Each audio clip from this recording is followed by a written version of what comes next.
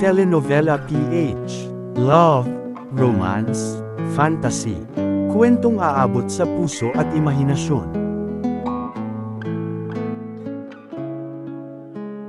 Langit, Lupa, Impyerno. Book 4. Ang Mukha ng Takot. Pagkatapos ng nangyari sa paaralan, iisa lamang ang laman ng usapan ng lahat. Si Jerome Sevilla, sa classroom, sa canteen, maging sa social media ng mga estudyante. Paulit-ulit na ikinukwento kung paano nito hinarap ang leader ng gang, kung paano ito nanatiling kalmado sa gitna ng kaguluhan, at kung paano nito pinabagsak ang isang taong kinatatakutan ng lahat ng hindi man lang nasugatan. Grabe si Jerome, parang action movie. Hindi talaga siya ordinaryong tao. Humanga ang buong paaralan sa kanya. Para sa iba, isa siyang bayani. Para sa iba, isa siyang lalaking kayang protektahan ang mahal niya. Ngunit para kay Anne, iba ang naramdaman niya. Takot, tahimik lamang siyang nakaupo sa classroom habang pinapakinggan ang usapan ng mga kaklase. Hindi siya makasabay sa excitement nila. Hindi niya magawang ngumiti, dahil paulit-ulit bumabalik sa isip niya ang eksena noong araw na iyon. Ang malamig na tingin ni Jerome. Ang bilis ng mga galaw nito. Ang paraan ng pagpabagsak nito sa leader ng gang na parang sanay na siya. Parang, hindi yon ang Jerome na nakilala niya sa kantin. Anne, tawag ni Laika habang umuupo sa tabi niya. Okay ka lang. Bahagya siyang napakurap bago pilit ngumiti. Okay lang. Pero halatang hindi. Napabuntong hininga si Laika. Natatakot ka na ba kay Jerome? Nanahimik si Anne.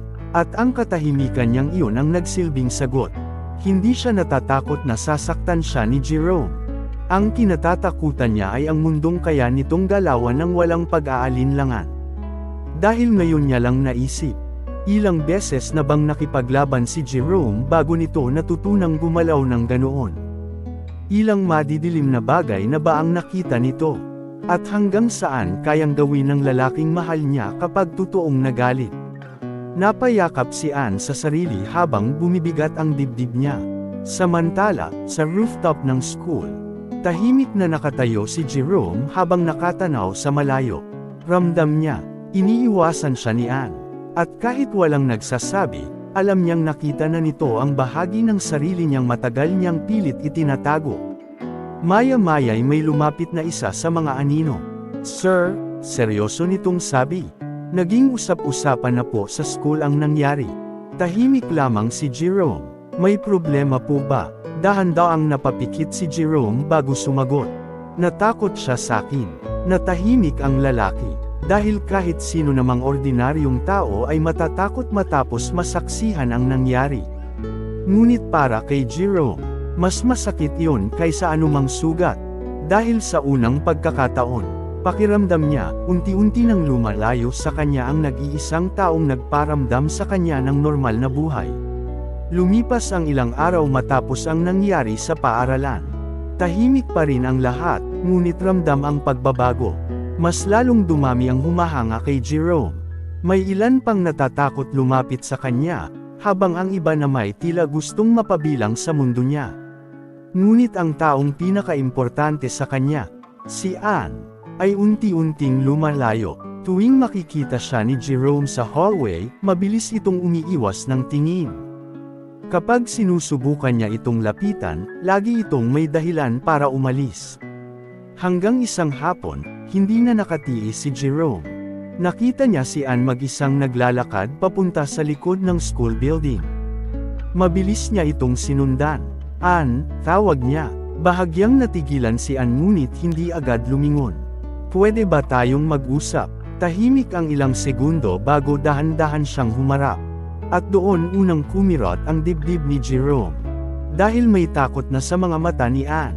Hindi galit, hindi puot, takot. Ano bang nangyayari sa atin? Mahina ngunit seryosong tanong ni Jerome. Napayuko si Anne. Jerome, nanginginig niyang sabi. Hindi ko na alam kung sino ka. Parang may mabigat na bagay na dumagan sa dibdib ni Jerome. Hindi ako nagbago, mabilis niyang sagot. Pero may mga bagay akong nakita, Mahinang sabi ni Anne habang unti-unting namumuo ang luha sa mata niya. At hindi ko kayang kalimutan. Tahimik lamang si Jerome. Naalala rin niya ang araw na iyon. Ang dugo, ang takot, ang paraan ng pagbagsak ng leader sa kanyang harapan. At natatakot ka na sakin? Mapait niyang tanong. Agad umiling si Anne. Hindi ikaw mismo, mabilis niyang sabi. Yung mundo mo. Napapikit si Jerome. Dahil iyon mismo ang kinakatakutan niyang mangyari. Anne, may mga taong may baril. Jerome, putol niya habang nanginginig ang boses. May mga sniper na nagbabantay sa'yo. May mga taong handang manakit para protektahan ka. Unti-unting bumigat ang katahimikan sa pagitan nila. At paano kung madamay kami? Umiiyak na tanong ni Anne. Paano sila mama, papa, mga kaibigan ko? Hindi makasagot si Jerome. Dahil alam niyang tama si Anne. May kutob na ito ngayon. Na hindi siya simpleng estudyante lamang. Na may mas madilim at mas malaking mundong nakatago sa likod ng pangalang Sevilla. At kung isang araw, mahina ngunit basag ang boses ni Anne, may mangyari sa kanila dahil sakin. Nanginginig ang kamao ni Jerome. Sa dami ng laban na hinarap niya, ngayon lang siya nakaramdam ng ganitong klaseng kawalan.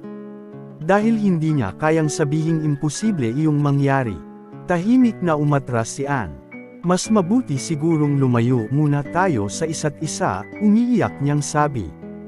At sa mga salitang iyon, parang unang beses na tunay na natalo si Jerome Sevilla. Gabing-gabi nang ipatawag si Jerome sa opisina ng kanyang ama. Tahimik ang buong mansyon ng Sevilla, ngunit ramdam agad niya ang bigat ng hangin habang naglalakad sa mahabang hallway papunta sa pribadong silid ni Don Rafael. Pagbukas niya ng pinto, nadatnan niya ang ama na nakatalikod, nakatanaw sa malaking bintana habang hawak ang baso ng alak. Hindi agad ito nagsalita, at iyon ang mas nakakapagpabigat ng pakiramdam. Napahiya tayo, malamig na unang sabi ni Don Rafael. Tahimik lamang si Jerome. May gulo sa loob ng paaralan, pagpapatuloy nito. May mga putok ng baril. May mga estudyanteng nadamay sa takot. Dahan-daang humarap ang matanda. At ang pangalan ng Sevilla, muling narinig ng maling tao. Nanatiling diretso ang tingin ni Jerome. Sila ang unang sumugod, kalmado niyang sagot. Pero ikaw ang dahilan kung bakit sila naroon, mabilis na sagot ni Don Rafael. Natahimik si Jerome, dahil alam niyang may katotohanan iyon. Lumapit si Don Rafael sa mesa at marahang inilapag ang ilang litrato. Mga kuha mula sa paaralan. Mga aninong lumalaban. Mga tauhan ng gang. At si Jerome, pinababagsak ang leader gamit ang sarili niyang kamay. Hindi mo napigilan ang sarili mo, madiing sabi ng kanyang ama. At ngayon, usap-usapan ka na. Bahagyang humigpit ang kamao ni Jerome. Ginawa ko lang ang kailangan. Hindi, biglang sigaw ni Don Rafael. Natahimik ang buong silid. Sa unang pagkakataon matapos ang mahabang panahon, halatang galit na galit ang matanda. Ang kailangan mong gawin ay manatiling nakatago. Madiin nitong sabi. Hindi ka ordinaryong tao na pwedeng magkamali ng basta-basta. Tahimik lamang si Jerome. May mga mata nang nakatingin sa'yo, malamig na dagdag ni Don Rafael. At habang mas tumatagal ka sa paaralang iyon, mas lalo kang nagiging mahina. Doon dahan-daang nagangat ng tingin si Jerome. Dahil kay Anne, malamig niyang tanong. Hindi agad sumagot ang ama niya. Ngunit sapat na ang katahimikan bilang sagot. Unti-unting tumigas ang ekspresyon ni Jerome. Hindi ko siya iiwan. Wala ka ng pagpipilian. Tumayo ng diretso si Don Rafael at malamig na tumingin sa anak. Simula bukas, madiin nitong sabi, hindi ka napapasok sa paaralang iyon. Nanigas si Jerome. Dad, hindi ito pakiusap. Tahimik ngunit mabagsik ang boses ni Don Rafael. Tapos na ang normal mong buhay. Parang bumigat ang buong mundo para kay Jerome. Dahil alam niyang kapag nagdesisyon ang ama niya, halos imposibleng mabago iyon. At ang babae, malamig na tanong ni Jerome. Bahagyang nagdilim ang mga mata ni Don Rafael. Habang malayo ka sa kanya, sagot nito, mas ligtas siya. Tumahimik si Jerome. Ngunit sa loob-loob niya, unti-unting nag-aalab ang matagal na niyang kinikimkim na galit. Dahil ngayon, hindi lamang ang mundo ang humahadlang sa kanila ni Anne, pati sarili niyang ama.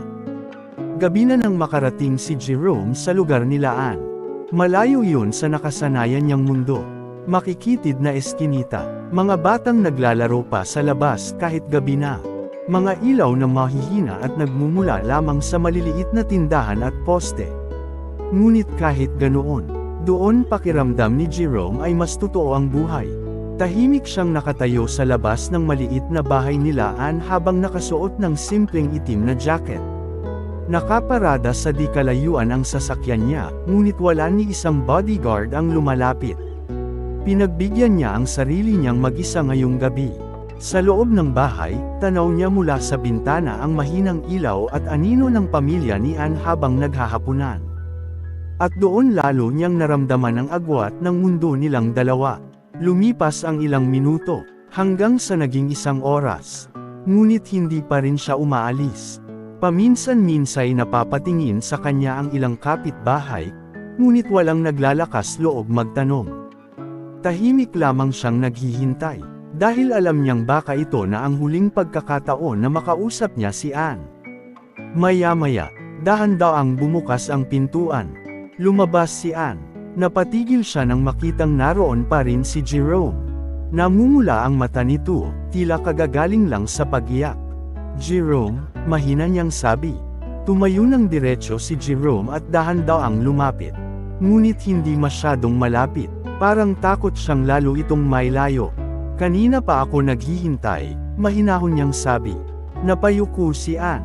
Bakit ka nandito? Tahimik munang napabuntong hininga si Jerome bago sumagot. Hindi ako papasok sa school simula bukas. Biglang napatingin si Anne. Ano? Pinagbawalan ako ni Dad. Nanahimik si Anne. Hindi niya alam kung bakit biglang kumirot ang dibdib niya sa narinig. Ganun na lang. Mahinang tanong niya. Mapait na napangiti si Jerome. Hindi ko rin gusto. Tahimik silang dalawa habang maririnig lamang ang mahinang ingay ng mga sasakyan sa malayo. Pagkatapos ay dahan-daang nagsalita si Jerome. Anne, tingnan mo ko. Nagangat siya ng tingin. At doon niya nakita, hindi ang nakakatakot na Jerome na nakita niya sa paaralan, kundi ang lalaking unang ngumiti sa kanya sa kantin. Pagod, nasasaktan, at natatakot ding mawala siya. Hindi ko piniling mabuhay sa mundong to, mahina niyang sabi. Pero ikaw, bahagyang nanginig ang boses niya. Ikaw yung bagay na gusto kong piliin. Unti-unting namuo ang luha sa mata ni Anne. Pero natatakot ako, umiiyak niyang sabi. Alam ko, at baka madamay pamilya ko. Hindi ko hahayaang mangyari yun. Mabilis ang sagot ni Jerome, parang handa niyang ibigay lahat para lang maprotektahan siya. Ngunit doon mas lalo nasaktan si Anne. Dahil sa paraan ng pagsasalita nito. Parang sanay na itong protektahan ang mga tao laban sa panganib. Parang normal na bagay lang ang buhay na puno ng banta. Dahan-daang umatras si Anne habang umiiyak. Hindi ko kaya, Jerome. Parang unti-unting nabasag ang ekspresyon ni Jerome. Ngunit pinilit pa rin niyang manatiling kalmado. Kung kailangan kitang layuan para maging ligtas ka, mahina niyang sabi, gagawin ko. Napatikip ng bibig si Anne habang tumutulo ang luha. At sa ilalim ng mahinang ilaw sa eskinita, tahimik na nagkatitigan ang 2 taong nagmamahalan, ngunit parehong unti-unting nilalamon ng magkaibang mundo. Habang magkatapat sina Anne at Jerome sa labas ng bahay, biglang kumidlat sa madilim na kalangitan. Kasunod noon, bumuhos ang malakas na ulan. Mabilis na nabasa ang dalawa habang ang tubig ulan ay dumadaloy sa makitid na eskinita. Napaatras si Anne sa ilalim ng maliit na bubong ng kanilang bahay habang si Jerome naman ay nanatiling nakatayo sa ulan, tila hindi alintana ang lamig. Mula sa loob, biglang bumukas ang pinto.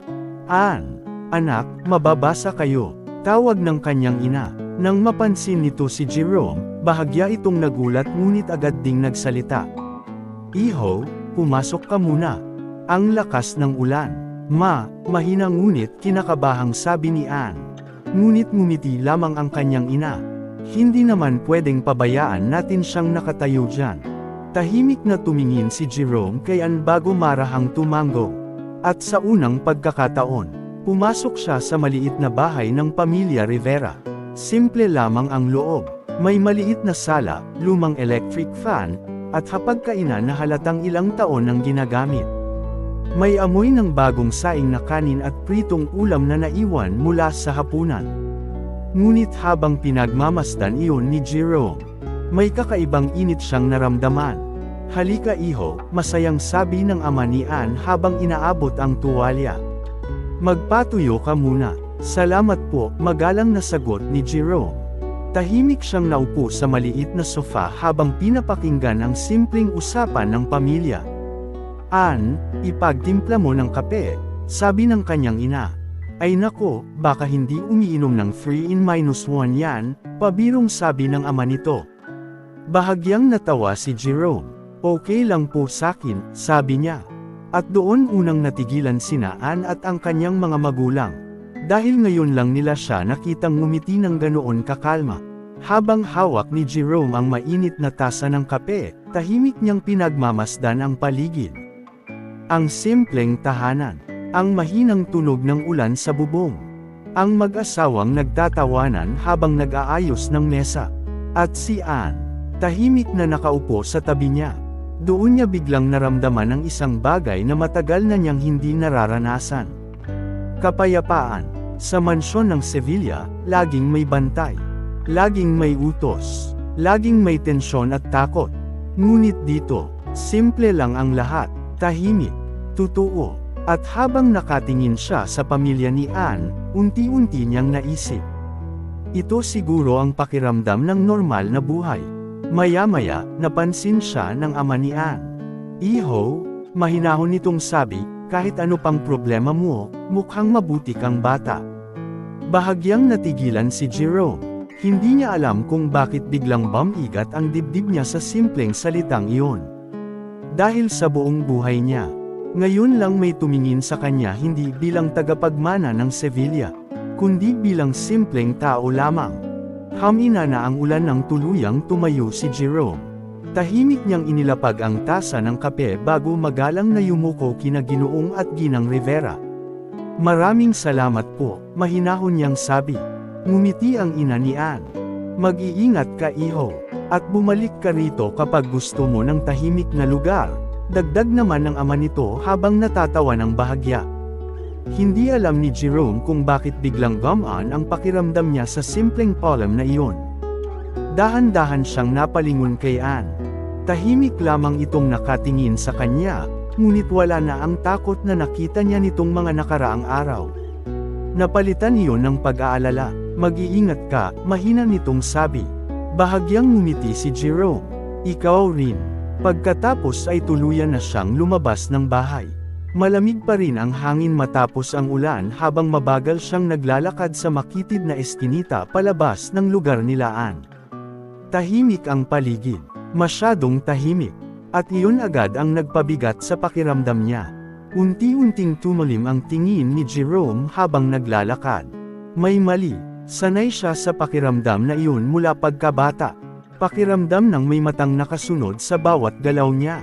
Bahagya siyang napatingin sa madilim na dulo ng eskinita. May aninong mabilis na gumalaw. Kasunod noon ay isa pa. Hindi niya kilala, hindi mga tauhan ng Sevilla. At iyon ang mas lalong mapanganib.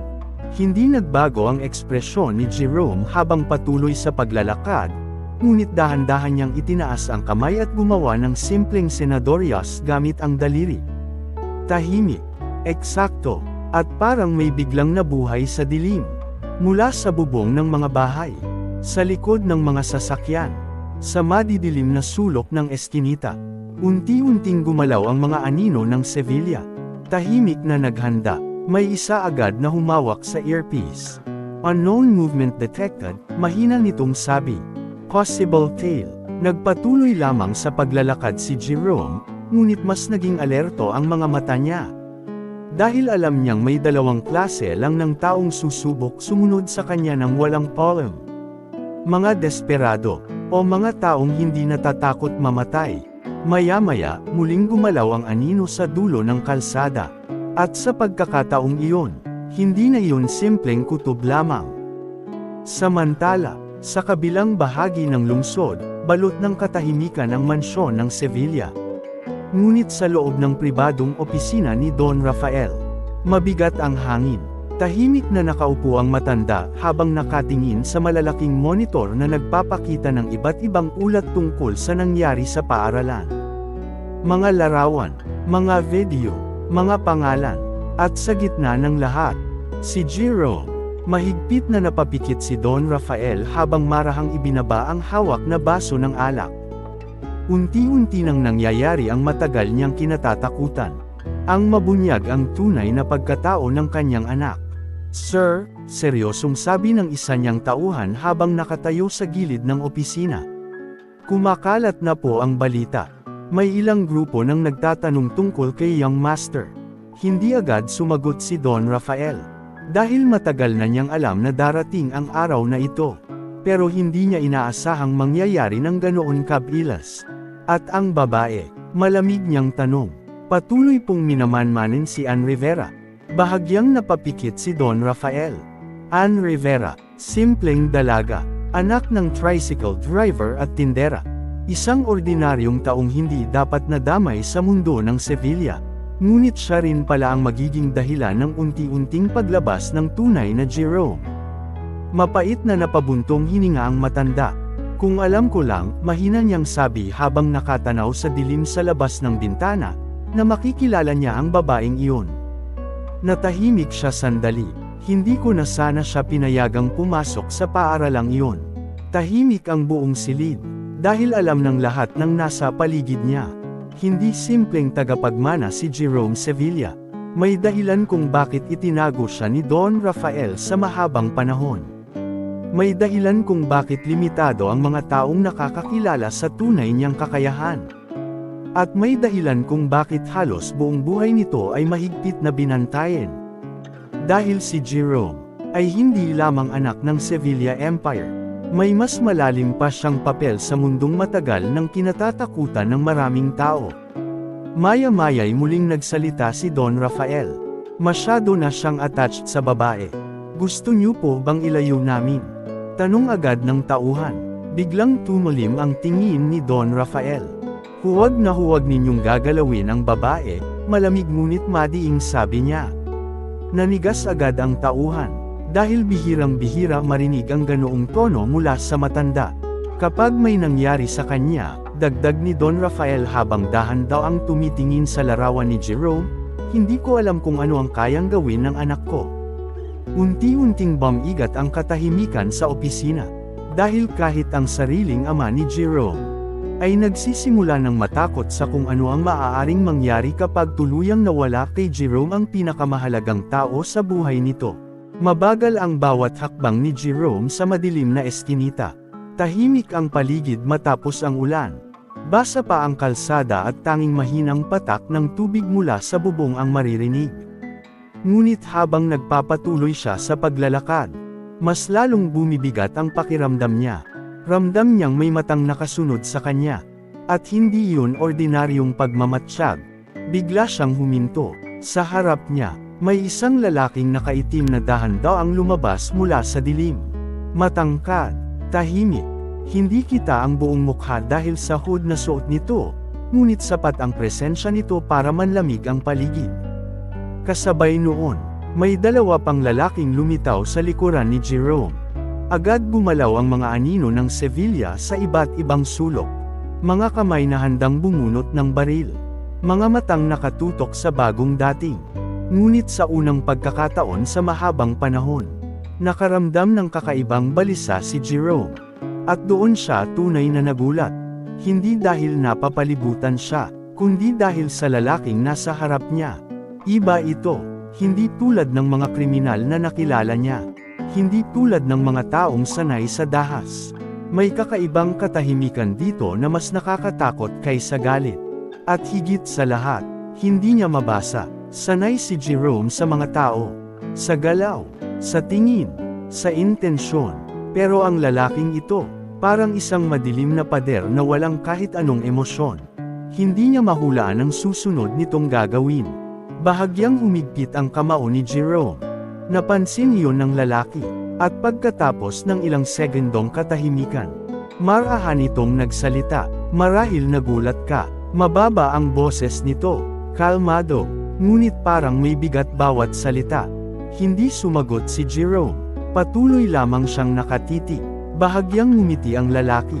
Hindi lahat pagpapatuloy nito ay kaya mong kontrolin. Unti-unting naging seryoso ang mukha ni Jerome. At hindi mo rin kayang malaman ang iniisip ng lahat. Tahimik ang paligid. Maging ang mga anino ng Sevilla ay tila nag-aalangan gumalaw. Dahil kahit sila, ramdam ang kakaibang presensya ng lalaking nasa harap ni Jerome. Pagkatapos ay dahan-dahan itong lumapit ng isang hakbang. Sapagkat pareho lang tayo, malamig nitong sabi. Unti-unting nanigas ang ekspresyon ni Jerome. Pareho ang dugong dumadaloy sa ating mga ugat. Parang huminto ang oras. Sa unang pagkakataon, may taong nagsalita kay Jerome na parang alam nito ang tunay niyang pagkatao. At mas nakakatakot doon, parang bahagi rin ito ng mundong matagal niyang pilit tinatakasan. Tahimik ang madilim na eskinita. Walang gumagalaw. Maging ang mga anino ng Sevilla ay nanatiling alerto ngunit hindi basta sumusugod. Ramdam nilang iba ang lalaking nasa harap ni Jerome. Unti-unti itong lumapit, mabagal, kalmado, parang wala itong kinatatakutan.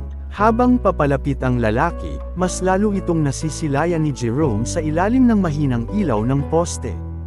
Tansya niya'y nasa 50 taong gulang na ito. May bahagyang uban sa buhok, matalim ang mga mata, at may mga peklat sa gilid ng mukha na tila bakas ng mahabang panahon ng pakikipaglaban. Ngunit ang mas lalong nagpabigat sa dibdib ni Jerome. Parang pamilyar ang mukha nito. Parang nakita na niya ito dati. Hindi lang niya maalala kung saan o kailan. Bahagyang kumunat ang noo ni Jerome habang pilit hinahalungkat ang alaala. Isang malabong imahe ang biglang sumagi sa isip niya. Isang madilim na silid. Munting Jerome na nakaupo habang may dalawang lalaking nagtatalo. At isang lalaking nakatayo sa dilim. Parehong mga mata, parehong presensya, biglang kumirot ang ulo niya. Napahawak siya ng bahagya sa sentido. Napansin iyon ng lalaki, at sa unang pagkakataon, bahagya itong ngumiti. Naalala mo, mahina nitong tanong. Nanigas si Jerome. Hindi, malamig niyang sagot, kahit hindi siya sigurado. Tahimik na tumingin ang lalaki sa kanya mula ulo hanggang paa, parang sinusuri siya. Lumaki ka ng maayos, sabi nito. Mas kamukha mo siya ngayon. Unti-unting tumalim ang tingin ni Jerome. Sino ka ba? Muling natahimik ang paligid. Maging ang dalawang lalaking nasa likod ni Jerome ay tila naghihintay din sa sagot. Pagkatapos ay marahang napabuntong hininga ang misteryosong lalaki. Matagal ka nang itinago sa mundo, mababa nitong sabi. Kaya natural lang na hindi mo ako maalala. Biglang bumilis ang tibok ng puso ni Jerome. Dahil habang mas pinagmamasdan niya ang lalaki, mas lalo niyang nararamdaman ang kakaibang koneksyon dito. Parang may kung anong gumagalaw sa loob ng katawan niya. Isang bagay na matagal nang natutulog. At doon unang beses nakaramdam ng totoong kaba si Jerome Sevilla. Dahil pakiramdam niya, ang lalaking nasa harap niya ay may sagot sa mga bagay na kahit ang sarili niyang ama ay matagal itinago sa kanya. Mabigat ang hangin sa madilim na eskinita. Tahimik lamang na magkatapat sina Jerome at ang misteryosong lalaki habang ang mga anino ng Sevilla ay nakahanda sa paligid. Ngunit sa unang pagkakataon, ramdam ni Jerome na wala siyang kontrol sa sitwasyon. Hindi niya mabasa ang lalaking nasa harap niya. Hindi niya mahulaan ang susunod nitong gagawin. At iyon ang pinakaunang bagay na tunay na nagbigay sa kanya ng kaba. Sino ka ba talaga? Malamig ngunit seryosong tanong ni Jerome. Tahimik na napangiti ang matanda. Pagkatapos ay marahan itong tumingin sa langit bago muling ibinalik ang tingin kay Jerome. Matagal nang nakalimutan ng mundong ito ang pangalan ko, mababa nitong sabi. Unti-unti itong lumapit. At mas mabuti ng ganoon. Huminto ito ilang hakbang mula kay Jerome. Pagkatapos ay dahan-dahan itong nagsalita. Tawagin mo na lang akong. Bahagya itong ngumiti. Dragon, nanigas si Jerome. At bago pa siya makapagsalita, muling nagsalita ang matanda, at ito ang sabihin mo sa iyong ama. Unti-unting nagdilim ang ekspresyon nito. Nagbabalik na ang dragon. Biglang bumigat ang paligid. Sa malayo, agad gumalaw ang isa sa mga sniper ng Sevilla. Target lock. Kasabay noon, dahan-daang iniangat ng matandang dragon ang kanyang kamay. Nakatapat kay Jerome. Nakabuka ang palad. At sa mismong sandaling iyon, may kakaibang puwersang biglang naramdaman si Jerome. Parang may mabigat na alon na tumama sa buong katawan niya. Mabilis siyang tumalon palayo, ngunit huli na, biglang nanigas ang buong katawan niya. Nanlaki ang kanyang mga mata. Hindi siya makagalaw. Parang namanhid ang bawat ugat at kalamnan niya. Sa unang pagkakataon sa buong buhay niya, nawala sa kontrol si Jerome Sevilla. Move! Move! Sigaw ng isa sa mga bantay. Bang! Umalangaw-ngaw ang putok ng sniper rifle mula sa rooftop. Ngunit, sa ikinagulat ng lahat, bahagyang gumalaw lamang ang ulo ng matanda. At mabilis nitong naiwasan ang bala. Nanigas maging ang sniper. Impossible, mahina nitong bulong sa earpiece. Kasabay noon ay sabay-sabay nang sumugod ang mga anino ng Sevilla. Ngunit bago pa sila makalapit, mabilis ding kumilos ang dalawang lalaking nasa likod ni Dragon. Parang kidlat, isang suntok, isang sipa, isang iglap lang. Nagbagsakan agad ang ilan sa pinakamalalakas na bantay ng Sevilla. Nanlaki ang mga mata ng lahat. Hindi nila maintindihan ang nangyayari. Hindi ito normal na laban. Habang unti-unting nagkakagulo ang paligid, nakatayo lamang si Jerome, pilit na ginagalaw ang katawan ngunit walang nangyayari. Hindi niya maramdaman ang sarili niyang mga kamay. Parang may kung anong pumipigil sa mismong katawan niya. At doon unang sumagi sa isip niya ang isang bagay na matagal niyang hindi pinaniwalaan. Na maaaring may mas malalim pang katotohanan sa dugo ng pamilya nila. Dahan-daang lumapit si Dragon sa kanya. Kalmado, tahimik, parang isang nilalang na matagal nang naghihintay. Huminto ito sa harap ni Jerome bago bahagyang yumuko. At sa ilalim ng mahinang ilaw ng poste, nagtagpo ang kanilang mga mata. Takot, pagkalito, at isang lihim na matagal nang nakabaon sa nakaraan. Panahon na, mahinang sabi ni Dragon. At sa gabing iyon, tuluyang nagbago ang mundo ni Jerome Sevilla. At dito nagtatapos ang Book 4. Sa pagbabalik ng Dragon, mabubuksan ang lihim na matagal itinago ng pamilya Sevilla, at magsisimula ang tunay na kapangyarihan ni Jerome.